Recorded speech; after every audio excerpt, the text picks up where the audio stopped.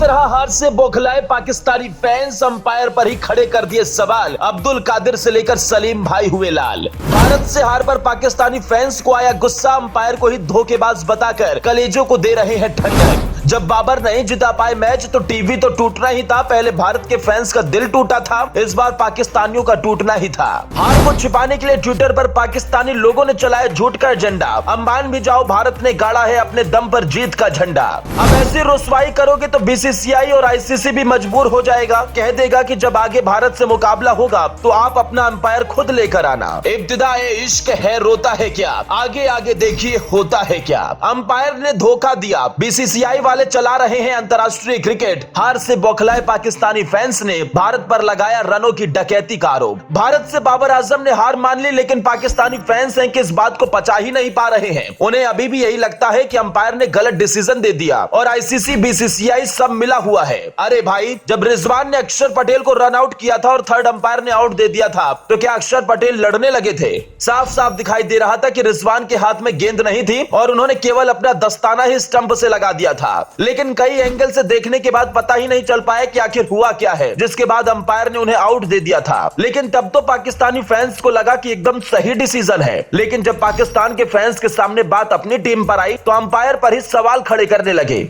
Twitter पर जमकर umpire को कोसा गया। जिस गेंद पर नो बॉल दी गई थी और जिस फ्री हिट पर कोहली बोल्ड होकर 3 रन लिए थे, आईसीसी के रूल क्या कहते हैं? क्या सच में पाकिस्तान के साथ धोखा हुआ या केवल फर्जी नैरेटिव चलाया जा रहा है? वीडियो में आपको बताएंगे, लेकिन उससे पहले ट्विटर पर किस तरह से पाकिस्तानी फैंस भड़के हुए हैं वो देख लीजिए। ट्विटर यूजर टिप्पू साहब ने ट्वीट कर कहा, वो नो बॉल नहीं थी, कोहली के बोल्ड होने के बाद के उन 3 रन की गिनती नहीं की जानी चाहिए, हमें लूटा गया है। ये दूसरे यूजर ने लिखा है, नवाज और पक्षपाती अंपायर पाकिस्तान के लिए कभी अच्छे साबित नहीं हुए, वो नो बॉल नहीं थे। ये तो बस हमने आपको कुछ ट्वीट दिखाए हैं। ऐसे हजारों ट्वीट पाकिस्तान हार के बाद लगातार वायरल हो रहे हैं, लेकिन सच्चाई क्या है इसे भी आपके लिए जानना बेहद जरूरी है। पाकिस्तानी फैंस को वहां के स्पोर्ट्स जर्नलिस्ट और एंकर नौमान नियाज के इस ट्वीट को पढ़ना चाहिए था, जिसमें उन्होंने कहा है कि अगर कोई फ्री हिट पर कोई बल्लेबाज कैच आउट होता है तो वो रन दौड़ सकता है, ये रन उसके खाते में जुड़ेंगे, और अगर गेंद बल्ले का किनारा लेकर स्टंप पर लग जाती है तब भी वो रन दौड़ सकता है जो उसके खाते में ही जुड़ेंगे। लेकिन अगर उनके बल्ले का कोई किनारा नहीं लगता है और वो बोल्ड हो जाता है तो वो रन दौड़ सकता है, लेकिन वो रन बाई में जाते हैं।